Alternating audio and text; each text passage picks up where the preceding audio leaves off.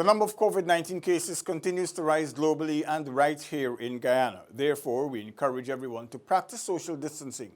Wear a mask if you have to leave your homes and wash your hands thoroughly and frequently as we all strive to stop the spread of the virus. Welcome to InfoHub for Friday, July 24. Thanks for joining us. Finance Minister, the Honorable Winston Jordan, says there is no need to fear about Ghana's oil revenues in the Natural Resources Fund. The Finance Minister reassures that the country's oil revenues, i.e. the Natural Resources Fund, in the United States' Federal Reserve Bank is safe.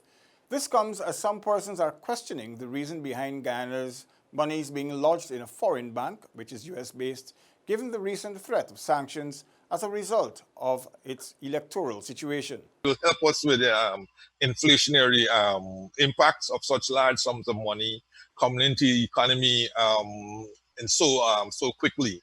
The Natural Resource Fund Act does say that the money should be kept offshore.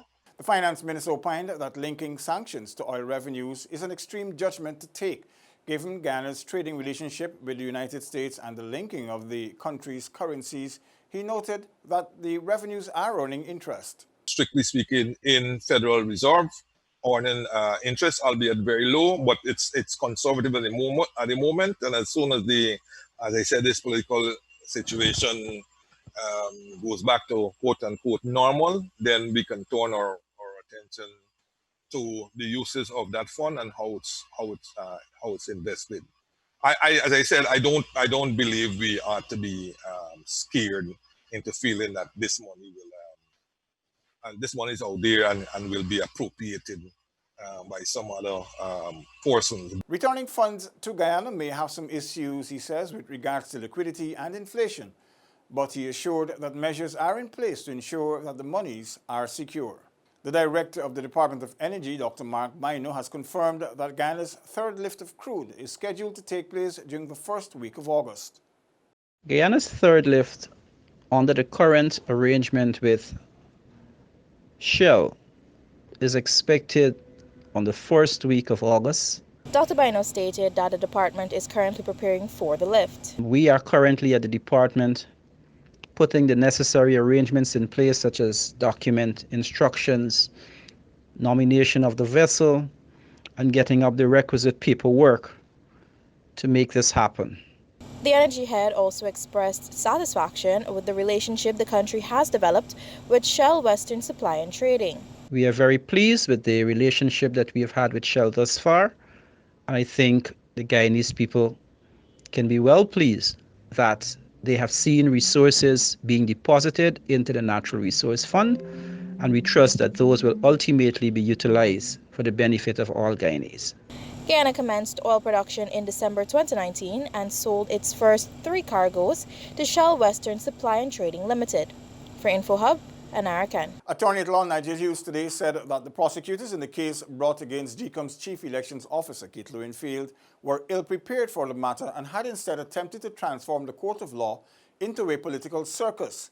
The CEO appeared in the Georgetown Magistrates Court ready to answer to 3 private charges filed by the political opposition. But instead, lawyers said that the magistrate, Faith McGusty, was given a political speech. Led by Senior Counsel Neil Boston, attorney at law Nigel Hughes entered an appearance for the CEO, who's facing, amongst other charges, misconduct in public office. The charges against the CEO were filed by both the PPP and the New Movement parties, alleging fraud and misconduct in the submission of the CEO's June 23 elections report. The CEO was granted bail in the sum of $450,000, $150,000 for each of the 3 charges. Whilst Hanneman had no objection to bail, Hughes said he proceeded to make a series of what he considers to be political statements. Boston said that the charges brought against his clients are of nuisance value. He said also that Hanneman was attempting to make political speeches all the time. The CEO has maintained his report is in keeping with the Constitution and the Representation of the People's Act, which guide the conduct of the general and regional elections. The matter has been adjourned to August 14. More news after this short break. Stay with us. The COVID-19 pandemic has had a devastating effect on communities all across Guyana. Many households and individuals now find themselves in need of public assistance. The government of Guyana will be assisting the most vulnerable. Those eligible to apply for this assistance are as follows. Individuals and/or households who are currently benefiting from public assistance provided by the Ministry of Social Protection. Individuals and/or households who applied for public assistance and are awaiting a response from the Ministry of Social Protection. Individuals and/or households who suffered a loss of income due to COVID-19, and households headed by senior citizens or persons with disabilities. Application forms can be downloaded from the Ministry of Social Protection's website at www.mosp.gov.gy or government.gy/eform/241. For further information, please call these numbers. We are in this together. This is a message from the government of Guyana. We are here to serve you. Welcome back. More than half of the positive COVID-19 cases in Region 1 have recovered, whilst measures in place have slowed the transmission of the infection. Details in this report. According to the Regional Health Officer, Dr. Stephen Shafoon, the management of the COVID-19 situation is under control, but efforts are still being made to emphasize the seriousness of COVID-19. More particularly, the situation in the Maruka sub-region, which has been spiraling for weeks, has been contained. The situation in Maruka, we would have managed to contain the virus within central Santa Rosa. And since the confinement order from July 3rd to now, as the days go by, we would have noticed that a vast decrease in the amount of positive that we would have done. Before, if we did 20 tests, at least 50% of those 20 tests would have been positive. Now, we're not having as much positives as before. More recently, within the last week, we would have only recorded one positive case. Dr. Shafoon also noted that as of Thursday, 57 of the region's 100 confirmed cases would have recovered. He reminded that every effort currently in place in the region is to eventually stop the transmission of COVID-19. We know that transitioning or understanding a new virus, a new pandemic that has never been known to us before, it's a hard process. But although it's hard, we want you to understand that the measures that the Ministry of Public Health and the Department of Health of Region Number 1 has taken is to protect you and to protect your loved ones in order to sustain life in the long term. He also noted that additional tests would have been done on COVID-19 patients to ascertain kidney and liver functions, along with identifying each of their blood groups. For InfoHub, Delicia Haynes. Guyanese will soon be able to enjoy a week filled with exciting virtual activities in commemoration of Emancipation Day under the theme, Overcoming Challenges Over Innovation, COVID Can't Stop Culture. Here's more. This program is a collaborative effort between the Department of Culture, Guyana Reparations Committee, and the International Decade for People of African Descent Assembly, ADPAD-A-G.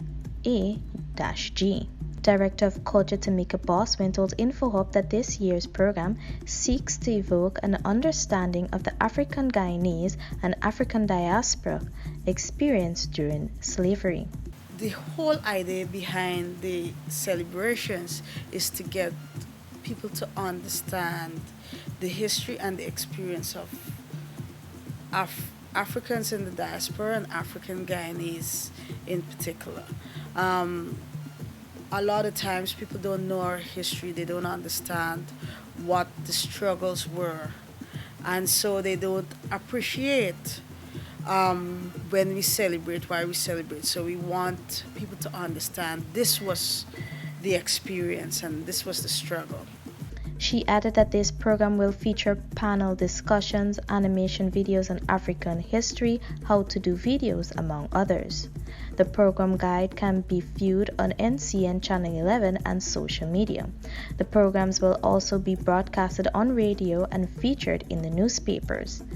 They can look forward to panel discussions, to an animation which chronicles the history of the experience of the African Guyanese.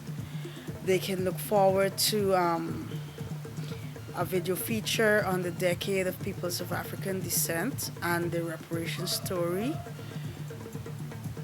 and to a cultural showcase, which would be the highlight of the program on the 1st of August. We have a new feature that's called the African Kitchen,